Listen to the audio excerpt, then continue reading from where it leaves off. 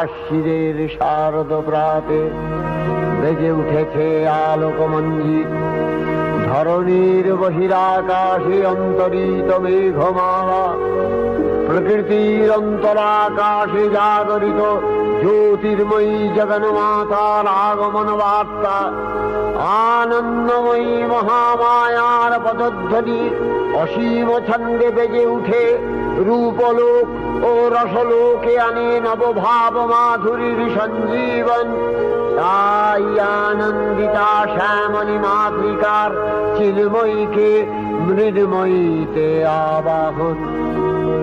আজ চিৎশক্তি রূপিণী বিশ্ব মহামায়া সনাতনী শক্তিরূপা গুণময়ী, তিনি এক তবু প্রকাশ বিভিন্ন দেবী নারায়ণী, আবার ব্রহ্মশক্তি রূপা ব্রহ্মাণী, কখনো মাহেশ্বরী রূপে প্রকাশমানা, কখনো বা নির্মলা কৌমারী রূপধারিণী, কখনো মহাবজ্র রূপিণী ঐন্দ্রী, উগ্রা শিবদূতি, নিমুন্নমালিনী চামুণ্ডা, তিনি আবার তমোময়ী নিয়তি।